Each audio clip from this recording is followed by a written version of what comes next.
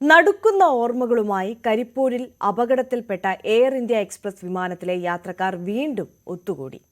Malabar development ഫോറത്തിന്റെ നേതൃത്വത്തിൽ ചിറയിൽ കുടുംബാരോഗ്യ കേന്ദ്രത്തിന്റെ അപകടത്തിൽ മരിച്ചവരുടെ ആശ്രിതരും പരിക്കേറ്റ യാത്രക്കാരും നിർമ്മിച്ചു നൽകുന്ന പുതിയ കെട്ടിടത്തിന്റെ നിർമ്മാണ ഉദ്ഘാടന ചടങ്ങിലായിരുന്നു പരിചയം പുതുക്കൽ.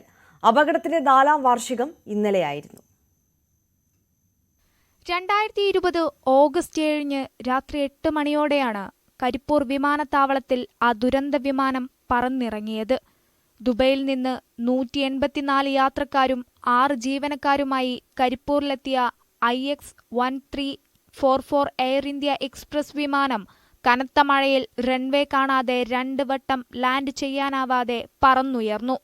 വിമാനം പിന്നീട് ലാൻഡ് ചെയ്തത് സാധാരണ ലാൻഡ് ചെയ്യാൻ ഉപയോഗിക്കാത്ത 10 റൺവേയിലാണ്.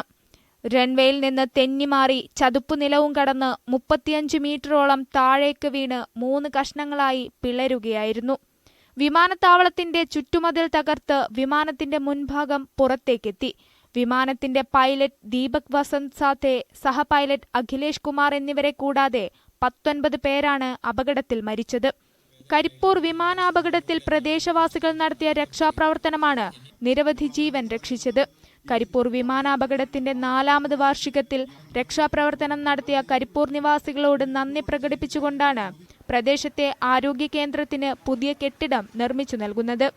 മലബാർ ഡെവലപ്മെന്റ് ഫോറത്തിന്റെ നേതൃത്വത്തിലാണ് അപകടത്തിൽ മരണപ്പെട്ട യാത്രക്കാരുടെ ആശ്രിതരും പരിക്കുപറ്റിയ യാത്രക്കാരും ചേർന്ന് അപകടം നടന്ന സ്ഥലത്തിന് പരിസരത്തുള്ള ചിറയിൽ ഫാമിലി ഹെൽത്ത് സെന്ററിന് കെട്ടിടം നിർമ്മിച്ചു നൽകുന്നത്. കെട്ടിടത്തിന്റെ പ്രവൃത്തി ഉദ്ഘാടനം കൊണ്ടോട്ടി നഗരസഭ ആക്ടിംഗ് ചെയർമാൻ അഷ്റഫ് മാടൻ നിർവഹിച്ചു. 30 ലക്ഷം രൂപയുടെ കെട്ടിടമാണ് നിർമ്മിക്കുക. 1 ഏക്കർ ഭൂമിയാണ് ഫാമിലി ഹെൽത്ത് സെന്ററിനു കീഴിലുള്ളത്. നിലവിൽ മാസ്റ്റർ പ്ലാൻ തയ്യാറാക്കിയതാണ്. സർക്കാർ അംഗീകാരത്തോടെയുള്ള നിർമ്മാണം കഴിഞ്ഞ വർഷം ശിലാസ്ഥാപനം നടത്തിയിരുന്നെങ്കിലും നിരവധി സാങ്കേതിക കുരുക്കുകളിൽപ്പെട്ട് നീണ്ടുപോയി. 4ാമത്തെ വാർഷികമാണ് ഇന്ന്.